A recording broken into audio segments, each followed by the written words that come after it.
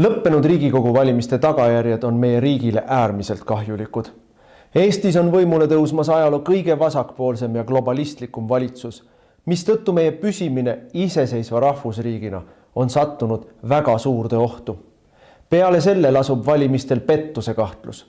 Rahvuskonservatiivide kahjustamiseks algatati valimiseelsel nädalal koordineeritud laimukampaania ning e-hääletuse puhul ei ole välistatud tulemuse manipuleerimine Reformierakonna kasuks. Kui ka sinule on vastuvõetamatu see, kuhu me ühiskonnana liigume, siis liitu Eesti Konservatiivse Rahvaerakonnaga. EKRE on eestimeelne, tõe ja õiguse eest võitlev rahvaliikumine, millest on tänaseks saanud parlamendi suurim ja tegusaim opositsioonipartei. Järgnevatel aastatel seisab meil ees raske võitlus. Peame tagama, et valimistel oleks pettus välistatud. Me peame kaitsma oma riiki massiimmigratsiooni, odava võõrtööjõu ning riigi teerullipoliitika eest. Me peame ära hoidma vaikiva ajastu kehtestamise ja rahva vaesumise. Iga meie liige saab anda oma panuse, et Eesti jääks eestlaste rahvuskoduks. Mida rohkem meid on, seda tugevamad me oleme. Erakonnaga liitumise juhendi leiab veebilehelt ekre.ee. Eesti eest. Tere! Riigikogu on siirdumas suvisele töökorraldusele, aga viimaste päevade arutelud on Riigikogus olnud üsna kirglikud ja emotsionaalsed. Kas see on kindel märk lähenevatest kohalikest valimistest või millestki muust? Algav opositsioonitund toob vastused. Ja täna on hea meel stuudios tervitada Reili Randa sotsiaaldemokraatidest. Tere päevast! Tervist! Rain Epler EKRE-st. Tere päevast! Tere! Peeter Ernits on taas Keskerakonna ridadest. Tere Peeter! Tere! Ja Isamaad esindab saates Tõnis Lukas. Tere! Tere päevast! Ja küsib Mirko Ojakivi. Ma alustan siis konkurentsiseadusest, sest see on üks keeruline teema ja me võiksime terve saate kulutada sellele teemale, erinevatele nüanssidele, aga aidake kuulajaid selles osas, et kus see probleem on, kellel probleem on ja mis meist edasi saab. Et Reili Rand, ma alustaks sotsiaaldemokraatidest, et teie olete seda teemat püüdnud nii parlamendis kui ka ajakirjanduses fookuses hoida. Teisipäeval võeti see seadus 66 poolthäälega siiski vastu, vaid sotsiaaldemokraadid ja mõned fraktsioonitud saadikud olid vastu. Miks teile konkurentsiseadus ei sobi? Küsimus ei ole selles, et kas konkurentsiseadust väga on vaja ja seda uuendada ja tõsi ta on, et see menetlus on olnud väga-väga pikk. Aga probleem antud eelnõus, mis vastu võeti, on see, et kas see päriselt kaitseb meie Eesti inimesi, kas see toob meie hinnad alla, kas see muudab konkurentsi läbipaistvaks, ausaks või meie hinnangul ja ka mitmete õigusekspertide hinnangul vastu võetud eelnõu siiski esindab väheseid ärihuvisid ja tegelikku konkurentsiolukorda ei päästa. Samuti julgeme me kahtluse alla seada selle, kas see tegelikult ka vastab sellele direktiivi nõudele, mis siis Euroopa Liit meile ette on andnud. Ja kui me räägime ka sellest eelnõu menetlusest, eelnevat eelnõud valmistati väga põhjalikult ette, toimusid mitmed kaasamised. Ja tõsi ta on, et Eesti 200 oli antud eelnõule juba väga pikalt vastu. Siiski Reformierakond ja sotsiaaldemokraadid selles osas ei olnud pidurdanud ega peatanud kuni siis Reformierakonna esimehe vahetuseni. Ja siis toimus ootamatu muutus. Ja ootamatu muutus on see eelnõu ka selles osas, et tegelikult eelnõu, mis siis seekord vastu võeti, ei läbinud ka mitte ühtegi kohustuslikku kaasamisringi. Et ma arvan, et ka õigusloome protsessi mõttes on see väga-väga halb näide. Ja ma ei saa jätta viitamata Eesti Ekspressi nädala alguse loole, mis tegelikult ikkagi tõstatas väga-väga tõsised kahtlused, kuidas Eestis seadusandlust on võimalik mõjutada. Peeter Ernits, te olete nüüd ka õiguskomisjoni aseesimees. Tõsi, kõik selle eelnõu debatid ei jää sellesse aega, kui te nüüd tagasi parlamendis olete, aga mille üle see vaidlus üldse käib? Lühidalt, kuna ta ei ole nii-öelda seksikas kuulajatele, on olemas põhiseaduse paragrahv 22 ja küsimus, et kuidas siis kõigepealt see jorutamine 7 valitsust on jorutanud ja trahv oli, kui me ta nüüd või vastu võtsime, oli ligi üle 820 000. me maksime lihtsalt oma jobutamise eest ja oleks sotsiaaldemokraatide nii-öelda soovil veel tulnud või veerand miljonit või veelgi juurde. Nii et mis on lubamatu, aga taust on see, et kuidas karistada ja ütleme, asi hakkas peale juba algusest peale. Eesti selle istumise ajal võeti vastu see ja edasi jäi see nii-öelda ripakile. Ja mul ei ole Eesti 200 suhtes mingisuguseid positiivseid, kuigi pikk plaan on normaalne asi. Aga praegusel hetkel see, mida sellega nüüd tehti viimasel ajal, on kiitmist väärt. Et me ei ole nõus sotsiaaldemokraatide poolse, et peaks karistama rohkelt ja karmilt ja põletama veel raha, kui väga lühidalt öelda. Rain Epler, ka EKRE oli kõhklejate poolel, teie fraktsioonist keegi poolt ei hääletanud. Kas olete sotsidega ühes paadis, soovite, nii nagu siis Ernits ütles, et riik saaks suuremad õigused ja volitused ettevõtjaid kontrollida? Ei, absoluutselt ei ole. Selles mõttes, et see versioon seadusest, mis prügikasti läks, mõnes mõttes ju sotside maailmavaadet kajastabki, et leiaks jälle ühe ametkonna, kellele annaks sellised üsna laiad õigused inimesi represseerida, nii et selles mõttes, et see, mida need sotsid siin taganutavad, ei ole taganutmist väärt. Ja ma tegelikult vaatasin seda, mis saalis toimub, et tuli meelde vanasõna, et kiunub ikka see koer, kes kiviga pihta saab, et kõigepealt hakkasid sotsid aktiivselt vabandama, kuidas nemad on need kõige õigemad ja siis selle käigus sai pihta Reformierakond, kes siis omakorda haaras mikrofonid ja hakkas rääkima, kuidas nemad on need kõige puhtamad, nii et eks ma arvan, sealt tuleb otsida mõni aspekt veel, et nüüd siis ajakirjanduses on ka tohutu asiotaaž teemal, et issand jumal, Eestis saab mõjutada seadusloomet, just kui see oleks midagi uut, et kui ma vaatan, kuidas siin sotsid on surunud mingisugused tuuleenergeetika toetuste asju ja muud, ja meil on veel palju aspekte Eesti elus, kus see mõjutamine on ju kogu aeg käinud, nii et selles midagi uut iseenesest ei olnud. Ja see, mis kolleeg siin ütles, et kaasamisringi ei tehtud. Mine ajas tagasi nüüd, kui see teie osalusel olnud koalitsioon teerulliga sõitma hakkas, siis seal kaasamine, selline sõna kadus üldse selle koalitsiooni žargoonist ära ja te ise surusite väga tugevasti ilma kaasamiseta läbi küll igasugused maksutõuse, keskkonnaseaduste muutmisi ja muud, nii et ei maksa siin nüüd tulla nutma suuri pisaraid sellest, kuidas kõik on ebaõiglaseks muutunud. Tõnis Lukas, te olete parlamendis ja valitsuses olnud aastakümneid. Mis poliitilises mõttes toimus? Mida me nägime kuni selleni välja, et kui kirglikud kõned olid eile saalis enne lõpphääletust ja need artiklid, mis kõik on sellel nädalal ilmunud? Eks see oli eelmise valitsuspartnerite lahutuse järgne arvete klaarimine kindlasti, aga miks Isamaa seda eelnõud toetas, see on tõepoolest kaua otsitud kompromiss ja see sobib selles tähenduses, et Konkurentsiametile jääb oma roll, kohati isegi laienes, kokkuleppe menetlusi saab teha. Ennem oli sotside välja pakutud variant ilmselt, ma need diskussioonide juures valitsuses ei olnud, aga et kõik teeks haldusmenetluse korras, määraks trahvid ka. Nüüd jäi see, et väärteomenetlus on see, kus need suuri trahve, mis ju tõusid, määratakse. Iseenesest see on korrektne ja Isamaale sobib see, et loobuti sellest enesesüüstamise printsiibist, mille järgi siis see, keda kahtlustatakse, peab kõigepealt tõestama seda, et ta ei ole süüdi, mitte kahtlustaja või süüdistaja ei pea tõestama, et see konkreetne ettevõtja või keegi on süüdi. Nii et see enesesüüstamise moment maailmavaate järgi ei peaks olema meie demokraatlikus ühiskonnas niisugune asi, mille alusel kohut ja trahve määratakse. Reili Rand, kas oli siis sotsiaaldemokraatide soov, et Konkurentsiamet saaks siis kino või ravimiturgu rohkem uurida?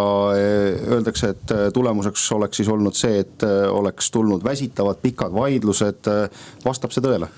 Mind loomulikult ei üllata see, et endise EKRE koalitsiooni esindajad siin sotsiaaldemokraate nuhtlevad, kui jaksavad, aga kui nuhelda meid millegi eest, siis teie saaks ainult nuhelda meid selle eest, et meile päriselt läheb korda see, et Eesti inimesed maksaksid õiglast hinda nii ravimite, kütuse, kui räägime siis kinopiletite eest. See sotside õigluse väga jääb tõesti naerma. Kuulge. See on ja eriti veel, kuidas te olete manipuleerinud. Äkki me laseme Laseme Reili Rannal praegu lõpetada ja ma saan aru, et te olete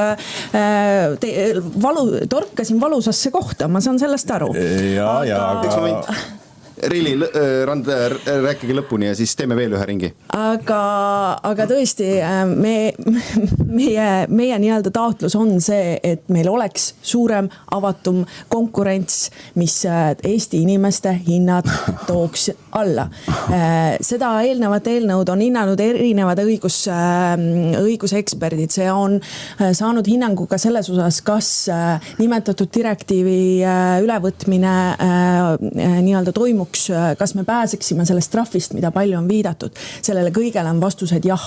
Antud seaduseelnõu poolt, mis teisipäeval siis teie kõigi heakskiidul vastu võeti, no seda kindlust meil ei ole.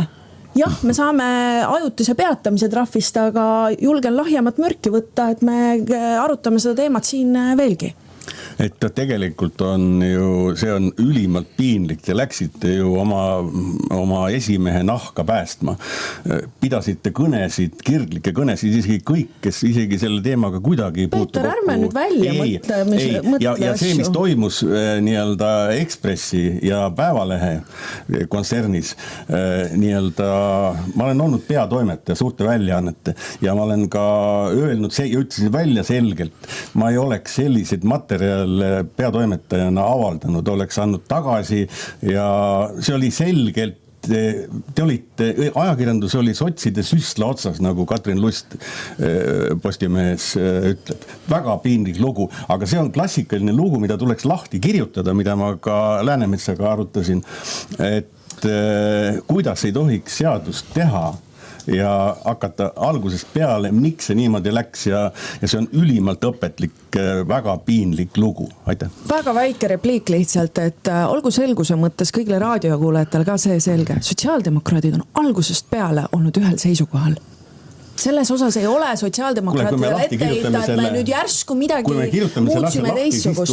Ainuke erakond, kes muutis jooksu pealt seisukoht, on kahjuks meie peaministri erakond. Nii kui erakonna esimeheks sai Kristen Michal, siis loobuti kõigest sellest, mida Kaja Kallas väga kirglikult endise konkurentsi valdkonna advokaadina oli eest vedanud. Rain Epler, olete nõus, et suur osa raadiokuulajaid praegu kuuleb, et tegelikult ei saa mitte midagi aru? Ma nii madalalt nüüd küll Eesti inimesi hindaks, küllap nad aru saavad, aga ma arvan, et paljud saavad aru ka sellest, et tegemist ongi, nagu Peeter nimetas, et ei ole kuigivõrd seksikas teema, et tegelikult on meil palju suuremaid muresid, kas või kui sotsid siin nutavad nüüd 800 või 900 000 pärast, siis nad suure hea meelega oleks 2,6 miljardit tuulde läinud tuuleparkide peale. Nii et tulla siin rääkima, kuidas nad rahva raha kokku hoiavad, aga see, mis Tõnis esile tõi, täpselt see sama enesesüüstamine, et jällegi ma ütlen, et sotside maailmavaates on nii, et on halvad ettevõtjad ja siis on kusagil inimesed, keda tuleb ettevõtjate käest päästa ja see on niivõrd vale.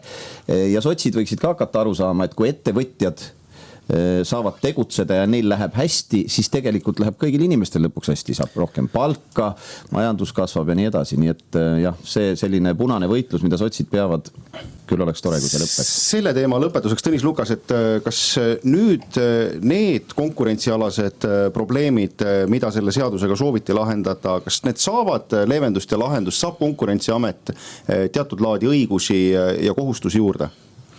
Jah, tema tegevusvabadus kindlasti ei vähene. See, et ta saab sõlmida või tema nii-öelda osalusel sõlmitakse kokkuleppe menetlusi, see on kindlasti tema ampluaad laiendav. Nii et ma ei näe, et Konkurentsiameti roll kuidagi langeks, pigem on see sama mastaapne või isegi tõuseb praegusega võrreldes. Vahetame teemat. Pealinnas olla tohutu segadus. Peaminister teisipäeval kasutas siis terminit tohuva pohu ja varem on siis peaminister rääkinud, et Tallinnas on ka juhtimiskriis. Peeter Ernits, mis see teie info ütleb? Kas Keskerakond ja Reformierakond on Tallinnas pidanud teatud laadi koalitsiooni, läbirääkimisi, kõnelusi, konsultatsioone, on püüdnud Tallinnas moodustada uut linnavalitsust? Vaata, ma küll olen 4 päeva Tallinnas, aga Tallinna asju näen ma nii palju, kui ma kesklinna mõnikord jalutan. Fraktsioonis info ei liigu? ei, sel teemal ei ole juttu, aga ma olen jälginud nii-öelda vaatlejana ja Ossinovski nii-öelda selle juhtimine siin linnas logiseb nii palju, kui ma olen vaadanud üsna kõvasti ja ei, mul ei ole siseinfot selle koha pealt, aga ma arvan, et peale oktoobrit ta ilmselt peab kusagile mujale minema. Rain Epler, mis pilguga EKRE seda Tallinnas toimuvat vaatab? Aastaid püüti rääkida, et EKRE on ainus, kes Tallinnas võib aidata Keskerakonna tagasi võimule, aga nüüd käib vaata, võitlus. et Reformierakond hakkab aitama, eks ole. Nüüd käib justkui nagu võistlus, et kes teist ette jõuab? Ei, no meil ei käi siin küll suurt võitlust, et jälle ma mõnes mõttes pean ütlema sama, mida Peeter ütles, et ma ka neid Tallinna asju vaatan natuke kaugelt ja kindlasti need inimesed, kes meil Tallinnas on, vaatavad seda võib-olla nagu teise pilguga, põhiline märksõna minu jaoks on ikkagi klounaad, et ütleme, et Ossinovski ise on selline nagu tsirkusedirektor ja siis need Pärtel-Peeter Pere ja Kristjan Järvan käivad rahvale üle päeva suhteliselt kehva kvaliteediga mingisugust teatrit tegemas. Ja see, ma ka huviga lugesin, et Kristen Michal ütles, et ei tema selle Tallinna asja kuidagi ei sekku ja ei ole tema asi, siis ma jällegi mõtlesin, kui ma nüüd õigesti mäletan, ta on vist erakonna juht ka ikkagi, et ta nagu küll ta sekkub, aga eks ma arvan, et Reformierakonna puhul on küll tihti nii, et kui öeldakse, et me nii ei tee, maksud ei tõuse, eks ole. Et kui ei sekku, ju ta seal kuskil Kõlvartiga räägib, et kuidas me selle koalitsiooni suvel kokku paneme, nii et elame-näeme. Minust järgmine nädal on vist kas neil või juulis on volikogu. Tõnis Lukas, on siis Tallinnas juhtimiskriis ja tohuvabohu?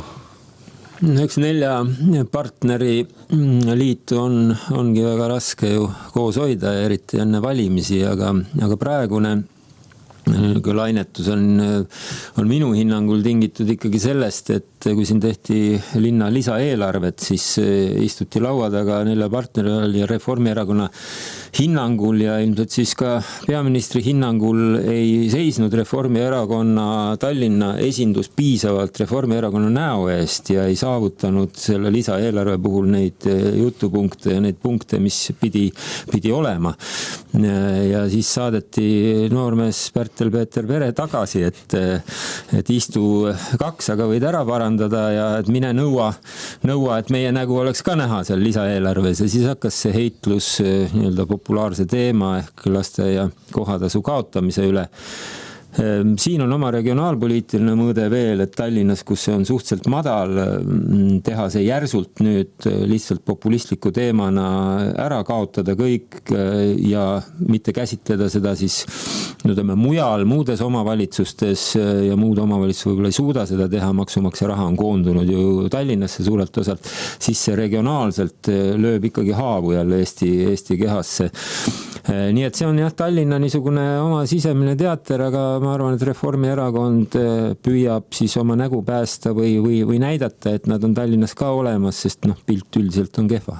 Reili Rand, kas Ossinovski peaks siis rohkem pingutama ja näiteks Pärtel-Peeter Pere meele järgi rohkem olema nii, nagu Reformierakond soovib?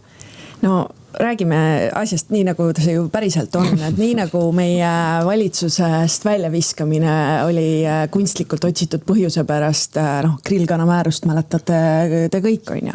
Et ükski valitsus sellise asja pärast tegelikult ei lagune.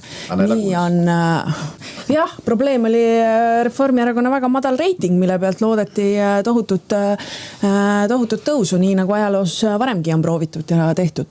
Aga nii ka see Tallinna kemplus või võbelused ju on selgelt kantud hoopis, nagu ka Tõnis siin ütles hästi, Reformierakonna enda näo nii-öelda tugevdamisel või positsiooni tugevdamisel. Et ma saan inimlikult sellest aru, et ega kui sa vaatad piirkonnas või siis erakonna büroos neid reitingunumbreid ja näed, et konkureeriva erakonna linnapea on su enda valijate seas kõige populaarsem valik, siis loomulikult teeb see murelikuks. Aga tulles nüüd selle juurde, et Reformierakonna soov selle avantüüri taga ei ole päriselt ju laste ja perede heaolu parandada.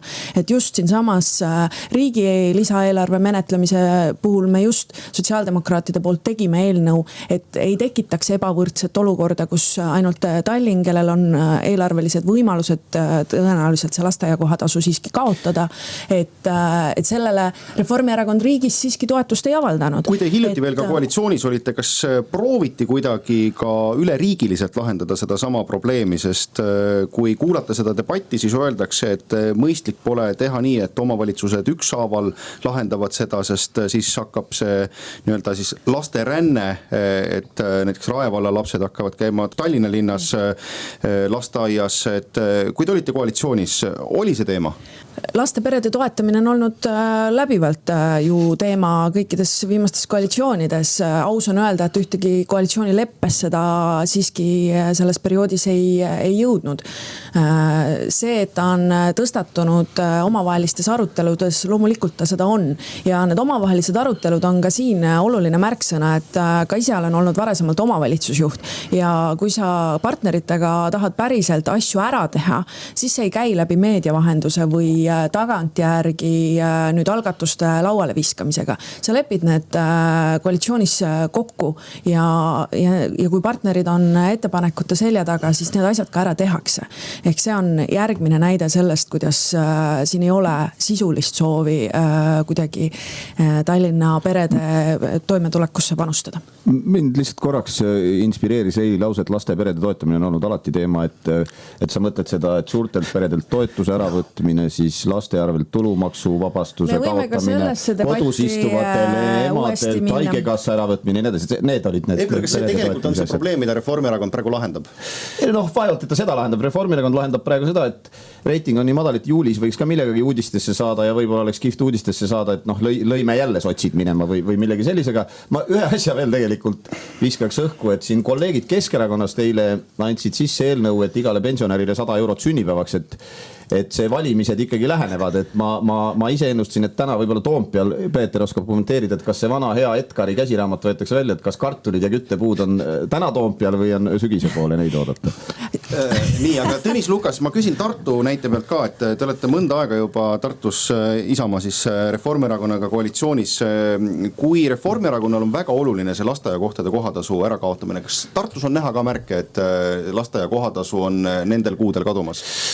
No praeguses koalitsioonis, koalitsioonileppega, kui me selle tegime, siis me saime sinna sisse punkti, et kohatasu ei tõuse. Praegu Isamaa on oma programmi juba välja öelnud Tartus, meil on programm koostatud ja seal on lasteaia kohatasu alandamise eesmärk. Nüüd loomulikult omavalitsustel on erinevad võimalused selleks, Tartus saaksime sellega kindlasti hakkama. Kas see läheb nullini, kõik see oleneb üldse, mida me silmas peame, sest kohatasu tegelikult ühe lapse kohta on ju päris suur. Me räägime praegu ainult sellest osast, mida kompenseerib lapsevanem. Tegelikult on see ju kordi kõrgem, kuskil 700-800, see on erinevalt on ühe lapse tegelikult aasta maksumus. Nii et kui see üle riigi otsustataks, mida võib diskuteerida, aga kui see üle riigi otsustataks, siis on küsimus, kas kompenseeritakse see kogu mahus, näiteks lasteaiaõpetajate palkade osas võetakse see riigile nagu on, või kompenseeritakse ainult see osa, mis seni on lastevanemate makstud, aga see on omavalitsuste erinev. Siin õiglust teha üle riigi on väga raske, nii et jah, Tartus me oleme võtnud eesmärgiks Isamaa poolt alandada lasteaia kohatasu. Aga kumb variant siis mõistlikum on, kas lahendada see probleem riigi tasandil või jättagi see omavalitsuste lahendada, et Peeter Ernits? No selge see, et lastega seotud küsimused peaksid olema prioriteetsed. Ükskõik on ta siis kusagil Võrumaal või Tallinnas.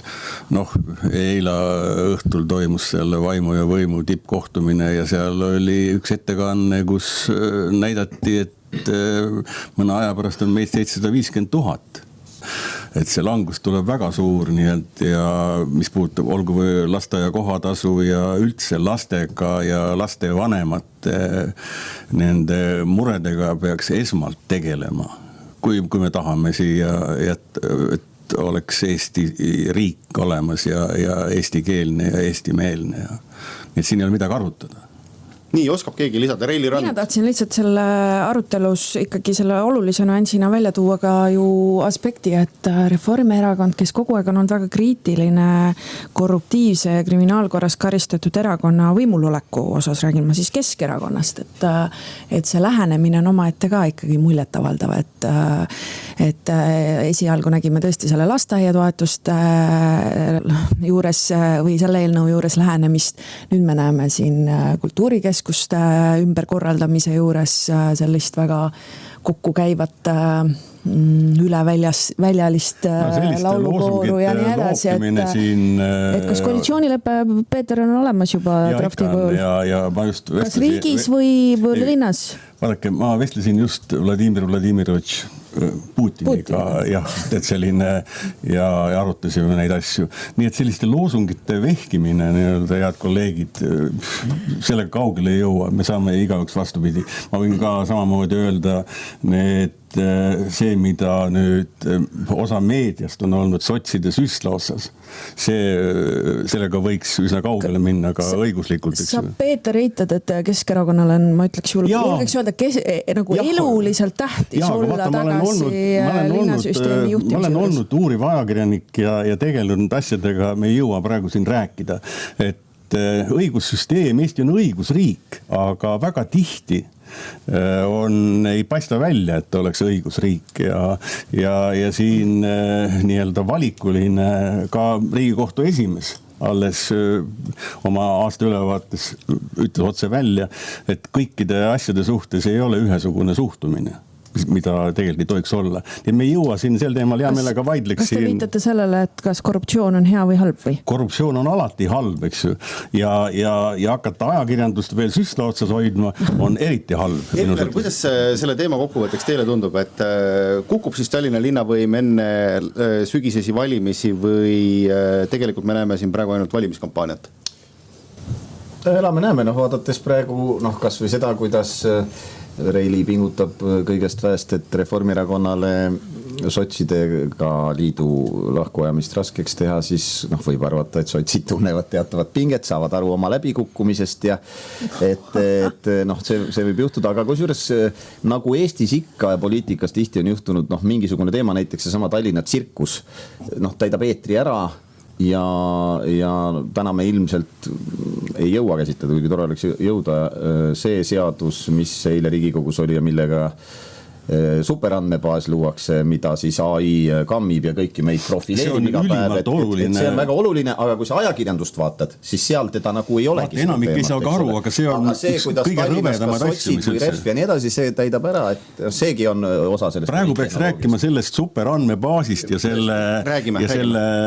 on ülioluline. Aga enne veel räägime ka Rootsi vangidest. Tõnis Lukas, kui suureks teemaks Tartus tõuseb sel sügisel Tartu vangla ja Rootsi rendivangide küsimus? No nii nagu Tartus on oluline teema, et Tartu on ülikoolilinn ja seda kuvandit hoida, siis vanglalinnaks saamine on kahtlemata selle kuvandi osas kas nüüd hävitav, aga väga negatiivne ja sellega seoses ma arvan, et see tõuseb väga oluliseks teemaks, kui valitsus sellega jätkab. Ma saan aru, et isegi täna on plaanitud lepingu allakirjutamine. Kujutage ette, Tartu linnavolikogu, informeeriti linnavalitsust, aga riigi poolt, aga Tartu linnavolikogus sellist arutelu, kui tavaliselt käib arutelu niisuguste üldiste teemade üle, ikka tullakse informeerima ja kaasama, aga isegi volikogu poole ei pöördutud sellist kohalikku turvalisust ja kohalikku, öeldakse, et tööjõuturgu kõike mõjutavas asjas.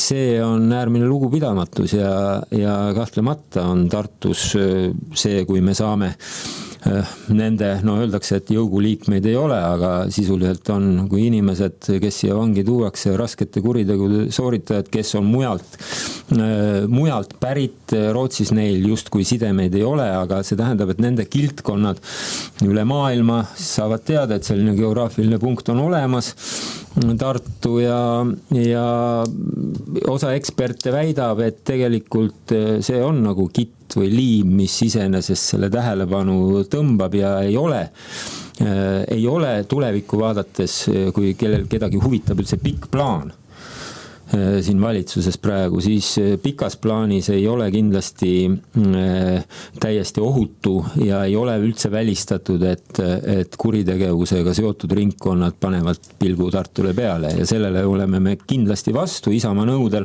homme Tartu linnavolikogu seda arutab ja kutsub ka organiseerijad ja Justiitsministeeriumi esindajad ja politsei esindajad aru andma, et mis siis toimub. Sellel teemal praegune justiits- ja digiminister Liisa Pakosta ütleb, et esimene minister, kes selle idee välja käis, et Tartusse võiks rendivange tuua, oli siis Isamaas kuuluv Lea Danilson-Järg. Et olete te vahepeal suutnud täpsustada, et mida siis proua Järg soovis? No ma ei oska öelda, need tööplaane võib ministeeriumil olla igasuguseid selle lühikese valitsuse ajal välja öelda mingeid eesmärke, aga selge on see, et kui see teema ei olnud ju poliitiline teema. Te olite ise valitsuse liige, kas seda teemat valitsuses arutati? Seda ei, muidugi ei arutatud. Sellisel juhul Isamaa oleks kindlasti sellele piduri pannud. Peeter Ernits, mis see Keskerakonna positsioon on, et kas mitte mingil tingimusel või mingil tingimusel siiski võib tuua Tartusse rendivanga? Ühelt poolt tühi hoone ja selle koha pealt üldine filosoofiline, et parem kui mingi kopika toob sisse, aga heade mõtete linna nii-öelda muuta vägistajate ja mõrvarite linnaks ei ole hea mõte. Aga kui öeldakse, et mingid mõtted ei ole või kahju ei ole, siis juhtumisi, kui Riigikohtu esimees esines oma aastakõnega, siis enne seda ma pikalt vestlesin taga ja ma küsisin, et kuidas temale tundub see. Ja ta ütles niimoodi, et vaata, et nüüd hakkab tulema massiliselt neid kaebusi ja meil ei ole raha Riigikohtul, et neid arutada. Pealegi Rootsi või ma ei tea, mis keelsed tulevad. Aga õnneks tuli sinna justiitsminister ka sinna enne istungit, eks ju. Ja siis Kõve küsis, et näed, et me Peetriga räägime siin, et raha ei ole. Ja siis justiitsminister ütles millegipärast vene keeles, et деньги будет. Ja siis Villu Kõve ütles, et Peeter on tunnistaja, et tuleb, eks.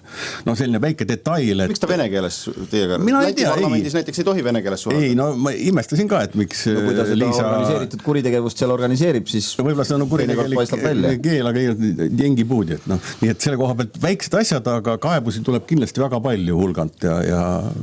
sama on meditsiinisüsteemis, et osa kulusid jääb kindlasti Eestile, millega praegu ei arvestata niigi pikkade ravijärjekordade puhul on see asi läbi mõtlemata, see on lubamatu. Rain Epler, EKRE on ka vastu, mille vastu? Nende kurjategijate sinna Tartusse või üldse tegelikult Eestisse toomise, et me ei ütle, et ärme Tartusse toodame kuskile mujale Eestisse, et me oleme selle vastu. Rootsi on pikalt, eks ole, importinud kuritegevust lootuses, et juurde tuleb palju häid rootslasi ja nüüd nad ise väga avalikult tunnistavad, et see projekt on neil ebaõnnestunud ja nüüd nad hakkavad eksportima siis seda kuritegevust ja paraku siin meie poolt siis inimesed on leidnud, et Tartu on hea koht, kus sellele ekspordile siis nagu soojalt vastu vaadata.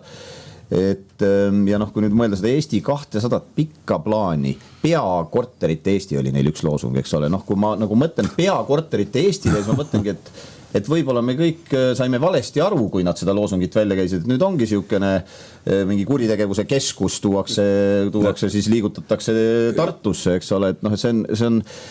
See on kurb, see on tegelikult väga ohtlik ja nagu me tegelikult Euroopas näeme üldse kogu läänes, et kõik see selline, ütleme, inimõiguste ja õiguste asi väga tihti kipub minema kaldu sinna, et igasugustel, ütleme, kurjategijatel ja nende lähedastel on kuidagi erakordselt suured õigused. Küll me hakkame nägema seda, et pere peab saama tulla ja kui ta terve perega ise ei jaksa tulla, siis oleks vaja kuidagi toetada selle pere Tartusse tulemist, sest vaene inimene toodi Rootsist Tartusse ja nüüd tal seal lähedased ja sõbrad ei saa teda vaatamas käia. Ja see on nagu kõik nii palju läbi mängitud mujal läänes, kõik see, mis kaasneb selliste projektidega. Ja nüüd me siis Eestis ütleme, et ei, Pakosta tuleb pulti, ei, meil läheb kõik hästi ja siis nagu me Peetri käest kuuldame, lõppu ütleb, et деньги будет, et hirmus asi. Reili Rand, sotsiaaldemokraadid samuti vastu, et siin stuudios mulle tundub on kuidagi konsensus teil sellel teemal. Samas, kui neid vange ei toodaks, siis öeldakse, et see vangla tuleks sulgeda. Kas te olete vangla sulgemise poolt? Meid teeb selle vangide siia toomise juures murelikuks kaks aspekti. esimene sellest on juba korra Tõnise poolt põgusalt markeeritud kogu tervishoiusüsteemi lisakoormus. Et tõsi ta on, et sellele justiitsminister on ka vastanud, et küll rahaline kate justkui selles iga vangi pearahas peaks olema olemas, aga me oleme Eestis juba täna väga suures tervishoiutöötajate puuduses. Jälle Hiiumaa haiglas olen aastaid olnud nõukogu liige, me maadleme pidevalt eriarstide puudusega väga-väga teravalt, nii nagu ka teised maakonnahaiglad ja nüüdseks ka suured peamajad nii-öelda. Et kui me lisame siia veel 600 patsienti, kellele nii-öelda kiirkorras tuleb abi osutada, siis tõepoolest Eesti inimeste juurdepääsu eelkõige järjekordade pikenemisega ju mõjutab oluliselt ja see on tänaseks üks lahendamata asi. Ja teine pool on ka see, et mis puudutab nüüd neid vanglateenistujaid, et ma saan aru, et ligi 250 või palju neid vanglatöötajaid juurde on vaja. Jälle me räägime, meil on politseis ressursipuudus, meil on päästjate puudus. Me räägime ühtedest samadest inimestest, keda me siis süsteemis ringi liigutame, et kes siis lõpuks seal Tartu tänavatel või Lääne-Eestis tegelikult seda turvalisust tagab, kui meil on vaja suunata just vangla turvalisusesse lisajõudu. No valitsus on oma otsuse teinud, nüüd on pall Rootsi parlamendi käes, ühel hetkel ka Riigikogu käes. No selge on see, et kui koalitsioon Eestis soovib, siis need hääled ka Riigikogu saalis lõpuks on olemas. Kas te töötate selles suunas, et veenda Rootsi parlamendi saadikuid, et nemad ei kiidaks seda lepingut heaks? No meil on ikka lihtsam rääkida Eesti parlamendi liikmetega ja ma arvan, et Eesti parlamendi liikmetest ka valitsuserakondades võiks mõned inimesed mõelda laiemalt, mis see endaga kaasa toob. Kuigi jah, ei paista seda pikka plaani nii-öelda olevat, aga strateegiliselt mõelda ühele väikesele rahvale on oluline, sest me teeme samme, mida enam tagasi ei pööra ja see on väga riskantne, nii et katsume teha tööd, et ei tuleks Riigikogus neid hääli kokku. Ja rootslased ilmselgelt ju on, ma ei ütle, et nad lahendavad oma probleemi, sest see on neil seal üle kätte läinud kuritegevusega, aga nad mingi osa probleemist saavad võib-olla siis väiksemaks enda arvates, nii et ma kujutan ette, et Rootsi parlamendis suuri takistusi sellele ei ole, et meile siia saad. Ma ühe kommentaarina mõtlesin, et võib-olla nii tartlased kui ka Eestis laiemalt peaks natuke nende suurte betoonist majade üle mõtlema, et Tartus neid suuri maju on, nüüd nagu me teame, et on tühi vangla, maailmas on tööstushooneid, vanglaid, kirikuid, kõike mida muudetud kultuuritempliteks, eks ole. Kõrtsideks ka. Kõrtsideks, kultuuritempliteks, mida tartlased nüüd teevad, et tühi maja seisab linnanurgas, aga üks suur ehitatakse keskele veel juurde, eks ole, et võib-olla järgmistel kordadel, kui mõni maja tühjaks saab, siis peaks enne ise mingi positiivse lahenduse välja mõtlema, kui jälle tuleb Pakosta ja sinna järgmise portsu pätte Rootsist toob. Lukas, on Tartu koalitsioonis arutatud, et näiteks Südalinna kultuurikeskus võiks olla Tartu vanglas? Ei, seda arutatud ei ole, aga Süku praeguse nimega Siuru puhul on selge, et see on ka valimisteel oluline teema. Ja Isamaa seisukoht on, et praegu planeeritust kallimaks ta enam minna ei saa, sest seal on piirid ees, nii halduskoormus tulevikus kui ka kultuurkapitali ja linna eelarve raha. Ja siis kui ta peaks kallimaks minema, siis tuleb osa unistusi sealt maha kärpida, aga Siuru kavandamine käib, nii et küllap ta tuleb. Nii, vahetame veel teemat. Räägime natukene taastuvenergiast, eesmärgist, et 100% võiks meie energiast tulevikus olla taastuv. Rain Epler, te olete olnud üks nendest poliitikutest, kes aastaid on püüdnud rääkida, et 100% rohelist ja taastuvat pole majanduslikult arukas. Nüüd on ka teadlased, viitan siin Tallinna Tehnikaülikooli teadlastele, Eesti Panga esindajale Martti Randverile, kes on hakanud teie väidet toetama. Mis te nüüd selle tundega teete, et teil oli õigus? Selles mõttes tuleb rõõmu tunda, et sellest eesmärgist, mina ennustan, et lähiajal loobutakse. Kui ma koridorides siin juba kusagil pool aastat tagasi vaatasin nii ametnikele kui ka siin mõnele ministrile silma, ütlesin, et kuidas siis nüüd on, et kas muudetakse see seadusesse eesmärk ära, siis kõik ajasid veel sellist juttu, et las see eesmärk olla seal seaduses edasi, me lihtsalt ei täida, eks ole. Ma seal tõin nagu esile selle aspekti, et see nüüd ka päris õige lähenemine ei ole nagu kodanikele nagu üldises filosoofilises mõttes öelda, et riigina me teeme nii, et meil on mingi seadus, aga siis me seda ei täida. Ja mis puudutab seda, et teadlased ja kõik eksperdid, et ikka on hea meel, kui sa oled pikalt midagi rääkinud ja siis teadlased ja eksperdid on ka aru saanud, mida sa rääkinud oled, nii et tuleb selles mõttes rõõmu tunda. Reili Rand, no veel mõned kuud tagasi olid sotsid need, kes püüdsid ühiskonda veenda, et need pikad meretuuleparkide toetusmeetmed on head. Nüüd selgub tööandjate tellitud analüüsist, et elektri hind oleks 10% tõusnud kogu kulu mõttes. Võrkude tugevdamine, kõik see muu. Öelge, miks te püüdsite seda teha? Sotsiaaldemokraadid on ka kogu valitsuses oleku aja ja nüüd ka opositsioonis tegelikult nõudnud ühte asja. Et meil oleks riigina selge terviklik plaan, kust tuleb elekter. Millises proportsioonis, millistest allikatest ja et sellises kombinatsioonis, et see oleks läbi arvutatud, mis oleks nii rajamise kui ka lõpuks lõpptarbijatele võimalikult soodne. See on olnud üks ja ainus taotlus kogu selles protsessis. Probleem on see, et meil jätkuvalt seda arvutust ei ole. Meil on väga sellised üksikud ja heitlikud otsused.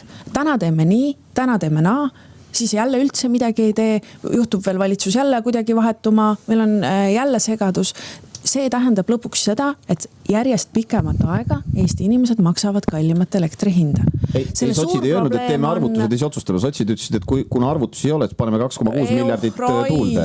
Ära nüüd palun luuleta, et me oleme seda kogu aeg öelnud ja see 2,6 on ka selline tore refrään, mida meeldib kasutada. Ma igaks juhuks siis ütlen välja, et see oli maksimum toetuse määr juhul, kui elektri hind oleks olnud 0.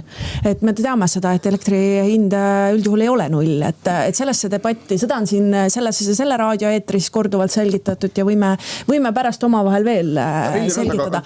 Aga ma korra lõpetan selle mõtte ära, et oluline osa veel selles hektilises ja ebaselges olukorras on ka see, et kõik need tootmisvõimsused peavad välja ehitama arendajad. Mis kindlus on ka erinevatel investoritel teha oma plaane ja raha kaasamisi, kõike seda, kui tegelikult riik ei suuda öelda, mis on see energiakokteil, mida meil nii-öelda vaja on, millistest allikatest. Me teame, et sellel on väga suur osa taastuvatest, ka konkurentsivõime raport, mida siin kuu alguses tutvustati, öeldi, või tõi välja tõesti siis arvutused, et kõige mõistlikum kombinatsioon nii rajamise kui ka hilisema kulu mõttes on kuni 80% taastuvatest. See saadetakse ka hiljemalt 2 aasta pärast prügikasti. Reili Rand, see, mida me nägime seal kusagil veebruaris ja märtsi alguses, kus ka Eesti 200 esimees, toona veel sotsid olid koalitsioonis, Eesti 200 esimees Kristina Kallas ühel pühapäeval tegi postituse, et tegime koalitsioonis ära pika plaani energeetika otsused, mis küll pärast osutus nii-öelda enneaegseks postituseks selles mõttes, et neid otsuseid ellu ei hakatud viima, aga et kes seal siis ikkagi oli see, kes soovis seda pikkade toetuste meedet lukku panna, et oli see Reformierakond, mida mulle mõned sotsiaaldemokraadid väidavad, või olid need sotsiaaldemokraadid, mida jällegi reformierakondlased väidavad? Mina saan öelda, et sotsiaaldemokraadid on soovinud seda, et meil oleks riigina nägemus, kust tuleb elekter ja et see oleks inimestel võimalikult soodne. Ja iga päev, mis me siin selles teadmatuses edasi oleme, see lihtsalt maksab meile kõigile väga-väga palju raha. Et riik peab need otsustused tegema ja minema edasi, sellepärast, et me elame siin nagu illusioonides. Ma ikka pean selle tuumajaama ka siia sisse tooma, et just kui nagu tuumajaam, mida tänane koalitsioon ja siin ka kolleegid, kes minu laua naabriteks praegu on, väga soosivad, et nagu see just kui tuleks ilma riigipoolse toeta. Õnneks see kattevari hakkab ka nüüd maha kukkuma, et ka investor väga selgelt räägib sellest välja, et ka sinna on vaja toetuskeemi ja nii edasi.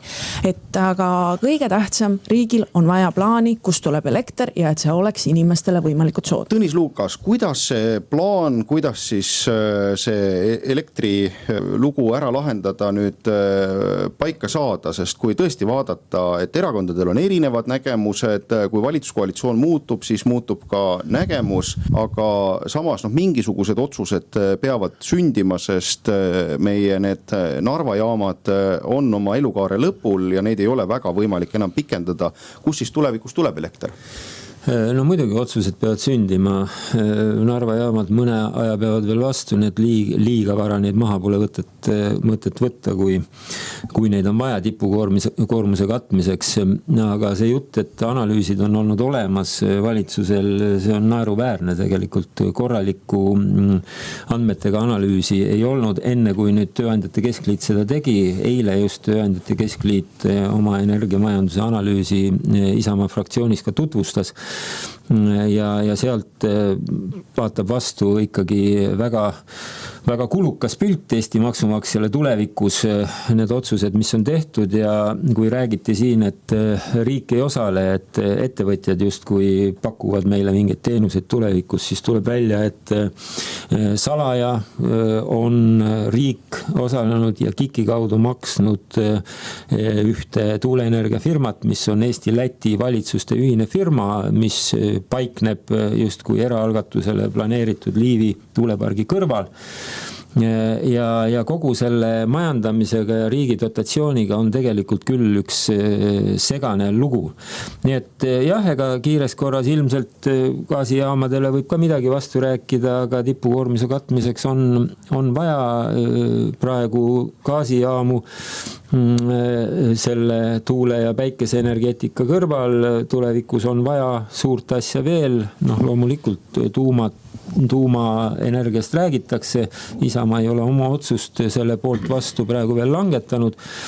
Aga jah, põlevkivienergiat ennem prügikasti visata ei ole mõtet, kui see on olemas. Peeter Ernits, mis see Keskerakonna lahendus on? Kuidas siis saada elektri hinda alla, nii et oleks ka tagatud varustuskindlus Eestis asuvate võimsuste ja ressurssidega?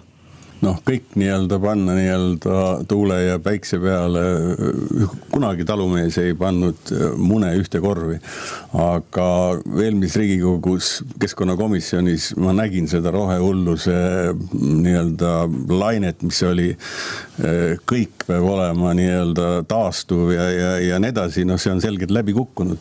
Ja nüüd, kui inimesed võitlevad üle Eesti tuulikute vastu, päikse neid paneele on juba nii palju juba, et sellele nagu pööratakse vähem tähelepanu, aga tuulikute vastu võitlemine, olgu ta siis Põltsamaal või Pärnumaal või kus iganes, siis ma võin teile öelda sellise peaaegu juba avaliku saladuse, et tõenäoliselt see võitlus lõpeb paljudes kohtades võiduga. Sest me viimastel nädalatel oleme kohtunud ka mitmete investorite ja ettevõtjatega, et vaadake, see 0 päevi on liiga palju ja need, kellel on juba jalg ukse vahele saadud kogu nende toetuste ja nendega, et need veel tiksuvad ja arendavad, aga uued, kes tahavad tulla, nad ütlevad, et pole sellist mehhanismi, ministeerium on hambutu, ei ole kaadreid, ei ole kellegagi rääkida seal, ma räägin Kliimaministeeriumist, ja ei ole mõtet investeerida. See tähendab, sisuliselt vajub see tuulikute, teletorni tuulikute märg unistus suure tõenäosusega kokku. Lihtsalt või tekib vähemalt suur pikk auk ja mida siis peale hakata. Jah, meie seisukoht on selge see, et ei maksa sülitada kaevu.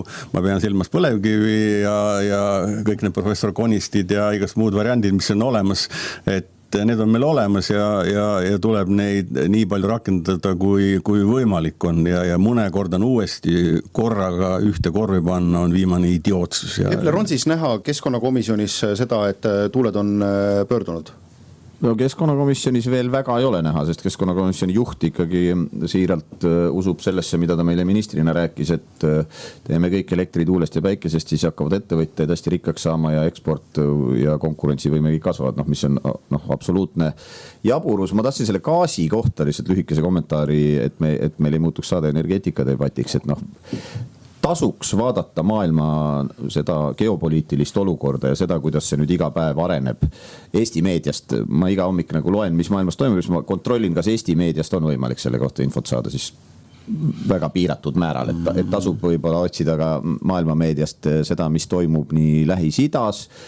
Selge on see, et lähiajal ei paista, et Venemaalt hakkaks gaasi tulema ja siis rõhutan veel seda, mida ma mitu korda olen öelnud, Eesti on harukordses situatsioonis väikeriik, meil on oma energeetiline ressurss olemas põlevkivi näol, nii et veel kord kutsun üles, avame debatiga uute põlevkiviblokkide ehitamise teemal, et see ei ole mingisugune tabuteema, gaas on ka fossiilne, Reili, sul ei ole vaja silmi pööritada siin, et põletame enda põlevkivi selle asemel, et toome Ameerikast või Katarist gaasi, kui sul on mure CO2 heitme pärast, see on üks ühele sama põlevkiviga.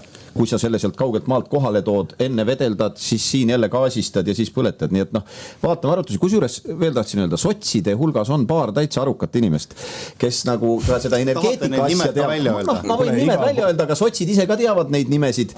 Aga see, et nende inimeste jutt nagu sotside seal ütleme ülemises otsas kuidagi löögile ei pääse, paneb jälle mind mõtlema, et kuidas ikkagi neid otsuseid ja suundasid mõjutatakse, et jällegi, et kes see ettevõtja on, kes see... Täitsa nauditav on kuulata kolleegide siunamist sotsidest, et ma saan aru, et me oleme juhtiva opositsiooni rolli täielikult sisse võtnud, et sotsid on kõikides maailma hädades süüdi. Ega ongi, kui maailma laiemalt vaadata. Tõnis Lukas võtab selle teema kokku ja siis korra räägime numbrituvastus-kaameratest ja superandmebaasist ka. Ma tahtsin üldse kokku võtta seda saadet, aga ei, sellel teemal Isamaa hoiak on tasakaalukalt loodus-sõbralik, keskkonnahoidlik ja Eesti puhast loodust tuleb kaitsta, aga ka inimesi siin ja see on selge, et me ei saa siin elamist ja ettevõtmist nii kalliks teha, et inimesed siit ära pagevad, siis me peame selle rahva välja vahetama, aga mina tahtsin, nüüd vaatan, saade hakkab lõppema, ikkagi öelda, et laulu- ja tantsupeo suvi on tulemas ja kui ma saan veel lõppsõnaks aga enne kui me suve teemade juurde läheme, siis küsiks selle numbrituvastuskaamerate kohta, et Reili Rand, vaadates praegu Riigikogu opositsiooni ridadesse, siis sotsid on kõige rohkem mures sellepärast, et tegelikult politseilt ja prokuratuurilt on võetud siis üks töövahend käest ära, et kui suur viga on see, et koalitsioon nüüd enne suvepuhkust ei tahtnud seda numbrituvastuskaamerate lugu ära lahendada? Meie oleme väga mures selle pärast ja see tahtmatus täna küll tõesti me esimese lugemise antud eelnõu loodetavasti läbib, et õiguslik raam saaks korda numbrituvastuskaameratega, aga eelnõule on antud 30 päeva muudatusettepanekuid ja selgelt on näha, et soovi suvel selleks Riigikogu ekstra kokku tuua, koalitsioonil ei ole. Ja mis see tähendab? See tähendab seda, et üks oluline ressurss politseil meie turvalisuse tagamiseks ja kuritegude hilisemaks nii-öelda menetlemiseks on käest ära võetud. Ehk siis me oleme väga-väga mures ja me loomulikult soovime seda protsessi kiirendada nii, nagu meie võimuses on. Peeter Ernits, kas kuidagi suures pildis, te mainisite ka siin saate esimeses otsas seda rahapesu superandmebaasi, et kas Riigikogus on ka hoogustunud need debatid, et vaadata tõesti siis üle see, et milliseid vahendeid riik ja selle siis nii eriteenistused, aga politsei, prokuratuur saavad kasutada, milliseid mitte, mis on need sekkumise määrad, millised õigused peavad olema tagatud, kuidas mitte siis õigusrikkumisi ja kuritegusid toime pandud inimesi ei koheldaks kurjategijatena. Et kas see debatt on kusagil käimas ka? Ütleme niimoodi, et see, mida siin Raili ja sotsid nii-öelda räägivad numbrituvastusest ja kõigest selle, see on nagu eluliselt öelda nagu kerge siider. Aga see, mida me praegu kiirkorras turbo menetlusel teeme selle superandmebaasi loomisel ja nii-öelda preventiivriigi poole pöördumisel, see tähendab seda, et parem las 9 ripuvad võllas, kui me saame ühe sellise terroristi või rahapesuga teatud kätte. See on, ma ütlen, rõve ja ülimalt ohtlik asi ja selle, ma rõhutan, see on turbo. Me üleeila tegime teise lugemise ja neljapäeval koputatakse asi ära juba ja sellest, kuna Euroopa Liidust on 3,5 miljonit on, et muidu me jääme sellest rahast ilma ja teeme ära, aga see on juhitamatu, see on liikumine nii-öelda Orwelli 84. aasta või totaalse riigi poole ja sellest ei ole üldse räägitud, sellest on nii vähe räägitud, see on turbo ja sellest peaks rääkima, kellad peaksid helisema, aga see tehakse ära kõik. unustage ära see siider, järge siider siin. Jaa, kõigepealt sellest numbrituvastuskaameratest ja sellest käsitlusest, mis Reili siin andis, et politseil on töövahend käest ära võetud. Seal me oleme nagu diskussioonis mitu sammu algusest liiga kiiresti kaugele tormanud. Tuleme tagasi selle juurde, et politsei lõi seaduse vastaselt endale töövahendi. Et need asjad tegelikult peaks riigis käima niipidi, et kui me otsustame selliseid asju teha, siis see algab Riigikogus seaduse menetlusest ja siis hakatakse midagi tegema. Et see on kõigepealt vale ja see, mis Peeter räägib, minu väide on, et tegelikult see rahuapesu andmebaas on olemas ja täna sellega töötatakse nii, nagu see seadus nüüd meile kirjeldab. See lihtsalt see kaamerate näide pani nüüd tuled põlema ametnike jaoks ja nad mõtlesid, et oi, see asi võib ka veel vastu taevast ennata. Ja seal on tähelepanuväärne nüüd selles uues seaduses see, et kui sellest politsei andmebaasist saad enda kohta küsida, mis teil minu kohta on ja nii edasi, siis uues selles rahapesu andmebaasi, superandmebaasi seaduses kirjutatakse. Sa enam ei saa teada, sa ei tohi küsida ka. Nii et me liigume orwelliliku maailma suunas kiiresti. Meie saade saab kohe läbi. Tõnis Lukas, viimased sõnad lähevad teile. Küsimus ka loomulikult, et kuidas teile tundub, et saate te sinna laulu- ja tantsupeole minna või Riigikogu peab nüüd ikkagi erandkorras hakkama suvel kogunema ja neid probleeme, mis siin kolleegid tõstatasid, lahendama hakkama? Saame ikka, enne laulu tantsupidu kindlasti ei toimu erakorralisi istungeid ka. Muide pühalikult Eesti Rahva Muuseumi õuel süüdati sellel pühapäeva hommikul Koidu ajal laulu- ja tantsupeo tuli ja see reisib mööda Eestit. Isamaa esitas laulu- ja tantsupeo seaduse ja kõige muu kriitika juures võin ma kiita, et üksmeele eest, et selles küsimuses isegi see seadus, kuigi opositsiooni esitatud, läbis esimese lugemise, kõik toetasid seda, nii et selle koosmeelega laulu- ja tantsupeo Eesti kultuuri nimel võiksime minna rõõmsalt suvesse ja olla rahvaga koos. Opositsioonitund on tagasi siis sügisel.